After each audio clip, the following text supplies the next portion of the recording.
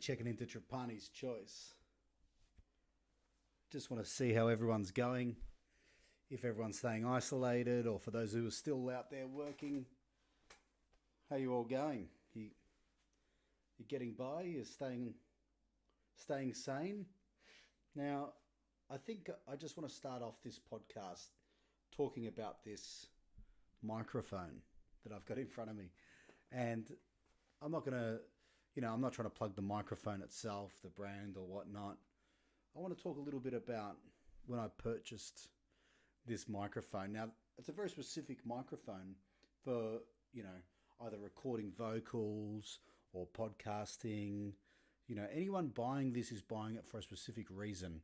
It's not like any other type of microphone out there on the market. Now, when I went in to purchase this microphone, and, I'm not going to name the store, but there was a couple of them lined up on a shelf. And what I did was I was looking at them, and I'm not too good with technology. So I'm trying to work out why one is priced $189 and the other one is only $159. Not too much of a difference, but it was still enough to go, well, why is this one better than the other? Because that's what we think, isn't it? When we see something is a little bit more expensive, one has to be better than the other. So I called this guy over. I'm not going to name his name either. But I called him over and I said, what's the difference between these two mics? Now, at the same time, there was a young 16-year-old kid with his mother there who'd saved up his pocket money to also buy one of these mics. And he's holding one of them in his hand. And this guy who works there at this unnamed store in Greensborough, and he said to me, oh, they're both exactly the same. It's just been priced wrong. And as he said that, he ripped the price off my microphone. And I said, but I get it for the price that was on there, right? And he goes, well, it's not on there anymore, isn't it? And gave me this really, arrogant look. And I said, you're fucking kidding me, right? And then he went to grab the box off the mother and the child to rip the price off theirs. I said, don't let him touch it. I said, go take that to the counter now. And I said, and I'll be coming with you, so I get it at the same price. And then he obviously realised that he was in a bit of shit. So he decided that he would mark it down for me and, print off a receipt, an invoice for me to take up at that price. But just the arrogance of Ollie,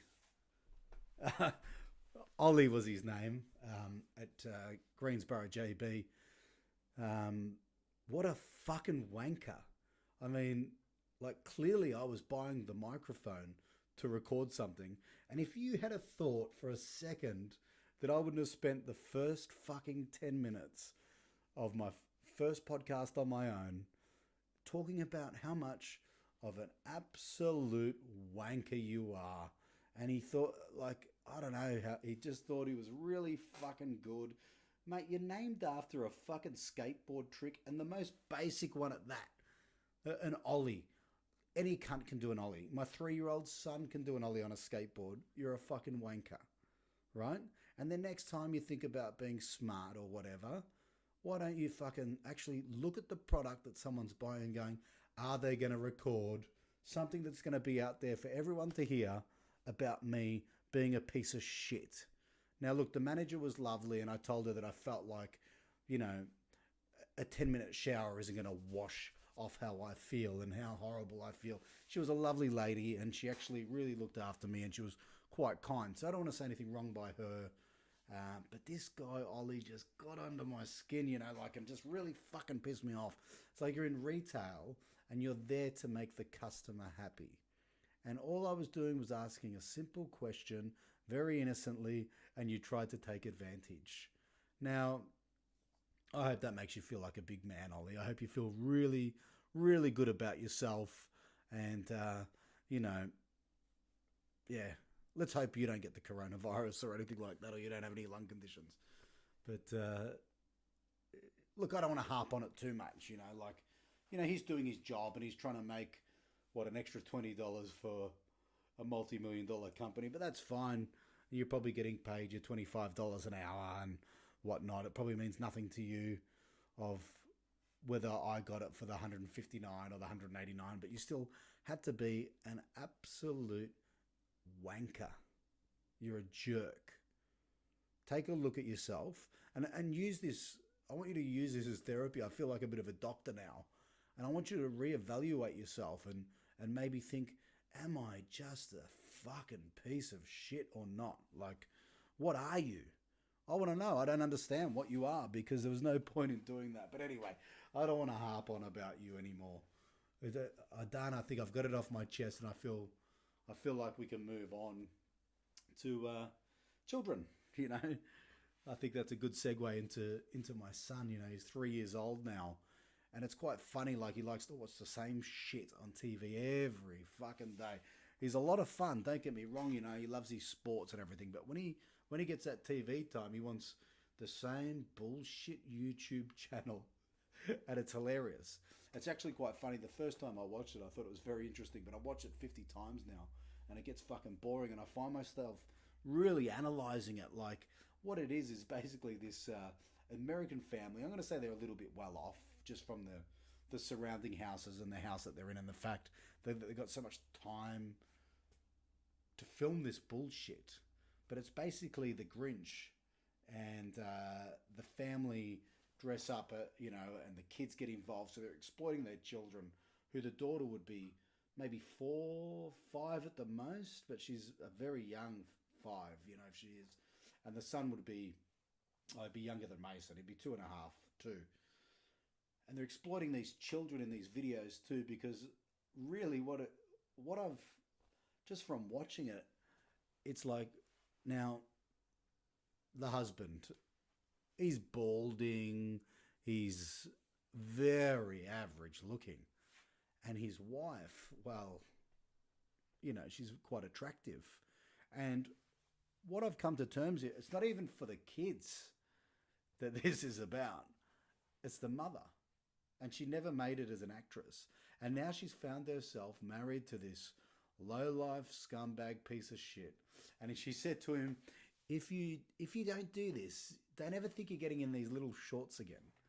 And so he drags himself, and that, every time he speaks, you can just feel like the hate, the anger inside, and he's like, my friends are going to see this. Their friends are going to see. I never actually thought about that. His friends seeing him do this. It's fucking unbelievable that, I just thought about that, and it's funny. I don't know what it would take for me to film a little mock kids. It goes for about 15, 20 minutes on YouTube. You should check it out. If you just type in Grinch, you'll see all these different families in America that put on all these little videos. I'm sure there's plenty of them out there, but Mason hasn't figured out all the other different types of videos that you can watch. Now, I'm sure we'll get to that. But, in this particular video, the Grinch steals the car, and the mother's bought these a box of LOLs. I've never heard of an LOL. I'm sure most of you out there would know. Some of you might know what they are, but there's little toys involved inside these little balls or whatever. And the Grinch steals the car with them in the boot, and this is the first scene. And the mother, and she's she's acting like this is 100% fucking real in her eyes. The camera's on her, and she's like, oh my God, someone stole the LOLs. And the husband then comes out, and he's like, he doesn't even want to be there, because he's like, my mates are going to watch this. And he's like, but someone took the car. He doesn't even want to say it. You couldn't pay me all the money in the world to do that. Oh, what a fucking... Oh, it's great. Just the shit that blokes have to do for vagina. It's like... we wouldn't do anything if it didn't exist. I wouldn't leave the house. I wouldn't do anything. There's no point for it. But this guy's clearly... and it's brilliant too. It's fantastic. But... having a 3-year-old's fantastic. And so to give you a bit of a rundown, my wife, after about 8 months when he was born, she went back to work full time, and me having my own massage clinic and things like that, and my staff working for me, it gave me a little bit of flexibility to stay at home with him. And going to like all these things like swimming and all that, and talking to the different mothers and everything, and you know, and listening how they talk to their children. And I'm not talking about babies, but like toddlers, and they talk to them like everyone talks to children. But I don't. I've never had that. I always just talk to Mason like I fucking talk to everyone else. And my wife is the complete opposite. Now that we've got this like stay at home, she's working from home, she's in the study and everything, she catches like probably more glimpses of things that we do that she never got to see because she was at work. And this morning she walked in on a conversation that we were having, and I was just walking out of the bathroom, and Mason's standing there, and he said something like, fucking get out. And I responded, of course, with, who do you want to get out? And he started carrying on about some little toy that he had or whatever. And Fiona walked in and she's like, are you just going to let him talk like that? And I said, like what? And she goes, he swore. I said, well, he wanted something to get out. And I just said, what do you fucking want to get out? That's no big deal. But, this is how it's always been going on. We've just got this really... I talk to him like he's one of my mates. It's probably not the right upbringing. A lot of people say, oh, what are you going to do when he goes to high school and he swears, or primary school and he swears, or whatever. And he's going to swear. Everyone swears. And if you're one of those people who don't swear, well, I don't want to associate with you. Everyone swears. So he's going to do it eventually. So regardless whether he does it now or later, it doesn't bother me in the slightest. I'm just happy if he's happy, and I think that's the best thing, is really to build a relationship with him rather than, worry about the little shit, like who cares what he says and what he does and that sort of thing. So long as he's kind-hearted, caring, and he's already got a really good sense of humour. He sees me practicing my jokes for my stand-up comedy, and he sits on the couch and I stand there and perform in front of him. And I thought one time it would be funny just to put him on the spot when my parents came over one time. And I said, Mason, tell Nana Nono a joke. And he grabbed the microphone and he stood there confident as fuck, man. Confident as fuck. This little kid's going to be a baller. Don't worry about that. And he grabs the mic and he goes, ladies and gentlemen, fuck. And he just threw the mic down and walked away. And I was in hysterics. And in a week or so, you will get to know my old man because I'll have him on this podcast.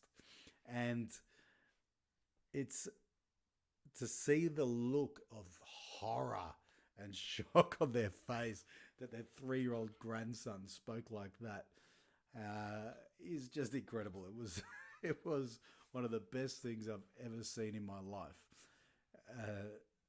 I've even tried to write jokes about that, and I can't actually get it right because you can't harness how good something like that is when a 3-year-old does that, and it's just, well, look, I like it. I thought it was quite funny, but obviously others don't. And but it was brilliant. It was so fantastic. But yeah, look, 3 must be tough. I don't really remember anything from being 3. I don't remember. I don't really have a good memory. I was talking to a friend of mine today, and I definitely can't wait to get him onto the podcast because he's definitely been a very big influence in my life, Matthias. And, he's one of the reasons why I got into massage, and we're very big into comedy. So, all the steps along the way. He lives in New South Wales now, but we stay on the phone quite often and talk about these things that we want to do, like podcasting and don't have. It feels like a lot of my memories roll into one, especially with my dad, because there's so many to to go by. My dad's going to be on here, and I want to be able to like explain how he is because there's not one or two words to describe him as a person, and those that do know him just think he's a fucking mental case. Like he is proper mental. And I think if you told some of the stories that he did to the right people, which I hope that will be listening to this, they may eventually lock him up. And I'm more than happy to give his address out to the right people if they want it. But I said to him today, I was speaking to him on the phone. I said, "What's a story about my father that sort of sums him up to you?" And there was a time that we would have been about 25, 26, and we were going out somewhere, and Matthias came to pick me up. I think it was a summer day, and Mum and Dad were outside, and they might have been in the pool and everything, and they'd got a roast chicken from the shops, and they'd made themselves, chicken and salad sandwiches. And I think either Mum or Dad were nice enough, as they always are, they're very hospitable, and they offered Matthias if he wanted to make himself a sandwich. And he thought, oh yeah, that'd be all right. Oh no, they were going to make him a sandwich. And Matthias goes, oh, that's all right. Yeah, that'd be good. I'll make it. I'll make it myself. And with that, my dad's a very walked in, and he's stormed in and goes, that's all right, I'll make it. And Matthias goes, no, it's fine. Relax. It's fine. Don't go to any trouble. I'll make it. The chicken's there. The salad's already cut up. The bread's there. He goes, no, because I'm saving bits of that chicken for me. And we were shocked. And I said, what fucking bits are you saving for yourself? And he said, the gizzards. The gizzards. And I'd never really heard many people say the word gizzards. And I said, what the fuck do you want the gizzards for? And he goes, I like to chew on them. I like to chew on the gizzards. And like you would put those bits in a sandwich anyway.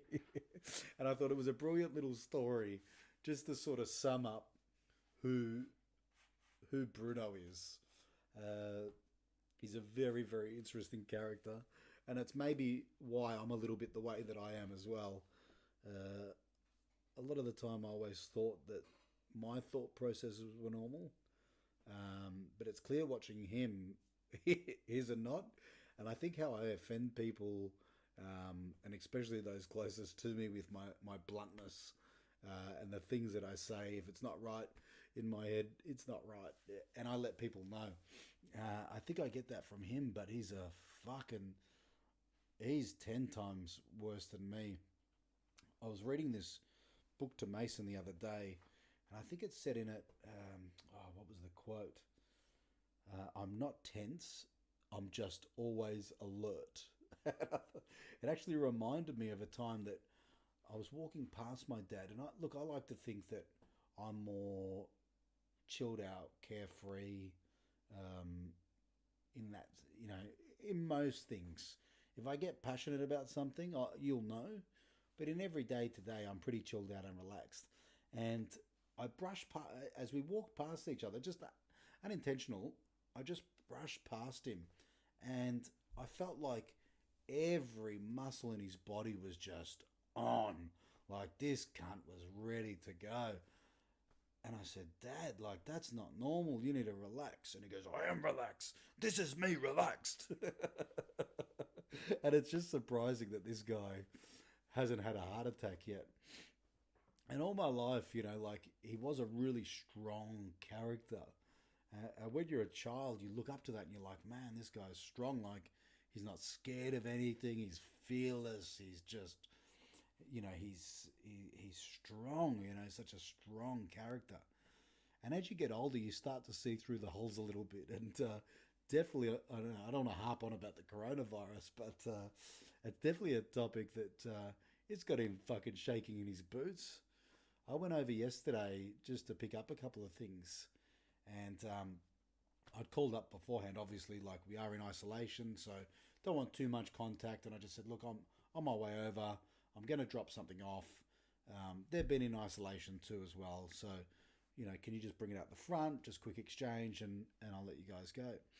And I said, I'm actually really run down. Now, I've just been doing a lot. Like, 3 nights ago, I was up doing the podcast till about 3 in the morning. Then the next night, I probably had about 2 or 3 hours sleep. I'm not a good sleeper at the best of times. I generally don't sleep. There's too much thoughts going through my head trying to save the world. But my dad heard this, that I was a little bit under the weather.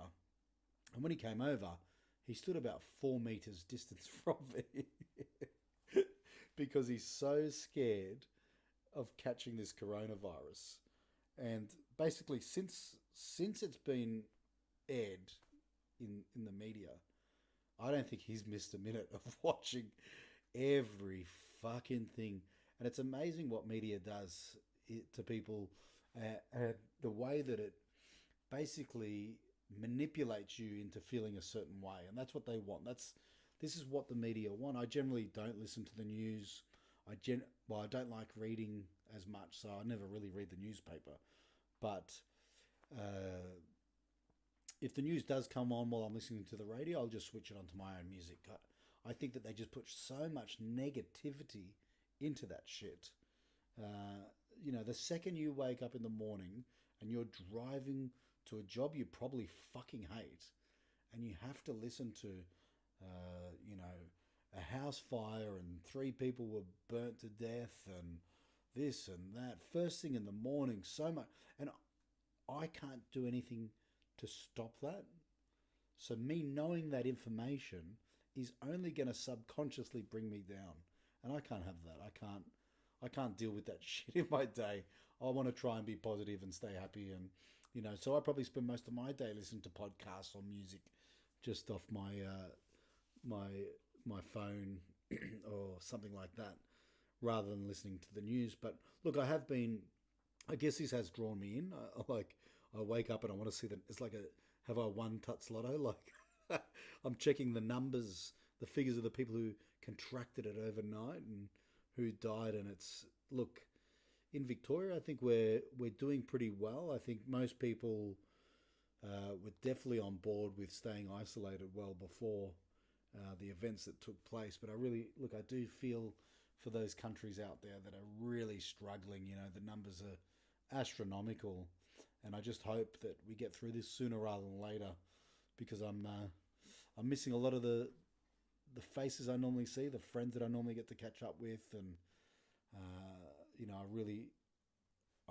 I don't like to be caged in, and now it's definitely a time where we are feeling caged and we're feeling like something is out of our hands. But it gives me time to do the things that, around the house,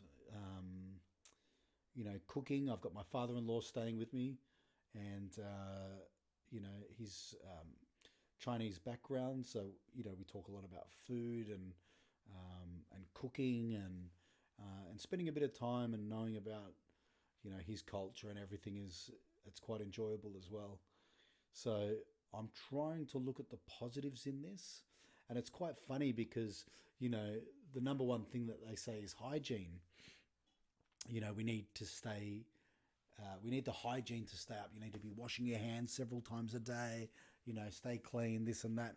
And look, I don't know, but for a guy, I think the number one thing when they say you're staying isolated, it's like, well, I'm not going to fucking shower now. I haven't washed my hair in like a week and a half.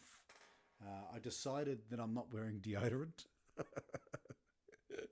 Look, I'm showering, don't get me wrong, but I'm not going to wear deodorant because, look, we all know that they put like fucking aluminium and shit in that, and that's going into your pores to stop you sweating. And I thought, well, why put that shit in me if I'm not going to see anyone else? I'm okay offending my own family with how bad I smell, but hygiene has definitely gone down for guys. I'm usually pretty. I'm a pretty clean person. Most people would know that I generally get my hair cut every 2 weeks, but now I'm just going to let it go and just see what happens. And I basically want to go back to my hairdresser, who's become a good mate of mine. He was introduced to me through another friend, so I want to go back with my hair as greasy and as oily and as out of cared for than you could imagine. And if we're in here for 6 months or more, it's going to be fucking horrible. And I can't wait to just sit in that chair and just go, deal with it. You deal with it. So things are going well. they're, they're the little things that I enjoy. Like when I get bored, I have to think of these little things to have fun.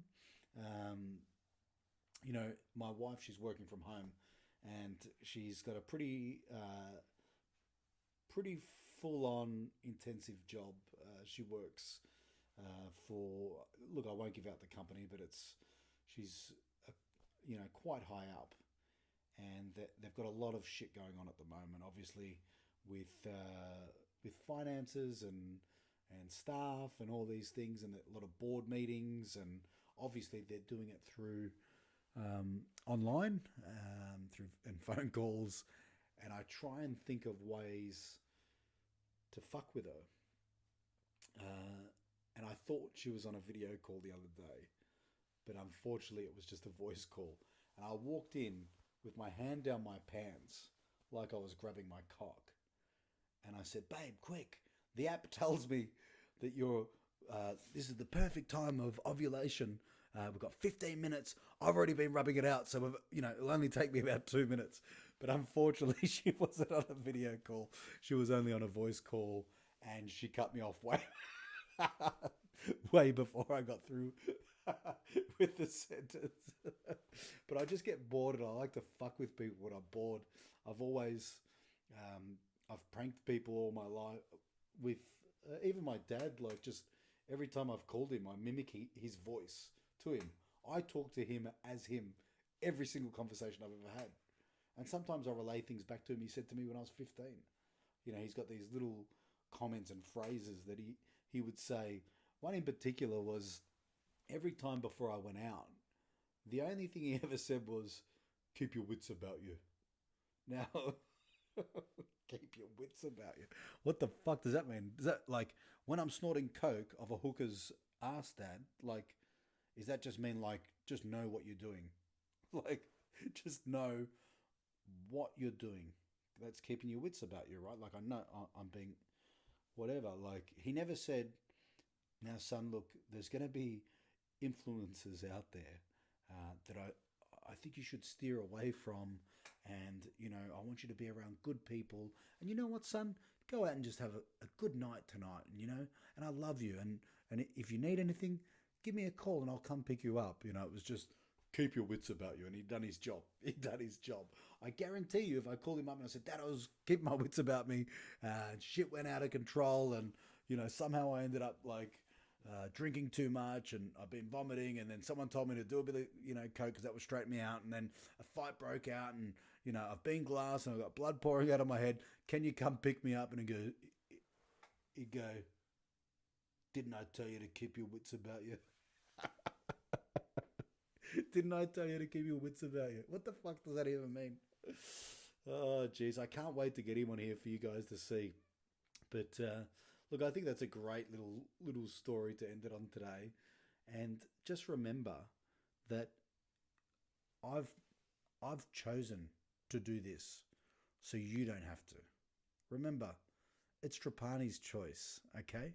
So I take all the hard work out for you. I'll pick all the topics. I'll pick all the guests. You guys just sit back, relax, and have something to enjoy while we're locked in.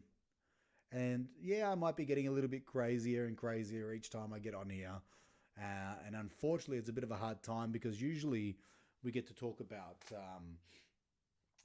things that we do when we're out and about. But unfortunately, being locked up, and there's only so many reviews I can do on the Tiger King. What a fucking character he is on the Tiger King. So look, we might get a little stagnant in some of the things that were topics or whatever, and it is a little bit harder to try and get people on here at the moment. But look, we're just trying to get some content out there for you guys to take your mind off what the fuck is going on in the world. So thanks for listening. It's been Trapani's Choice. I hope you enjoyed it.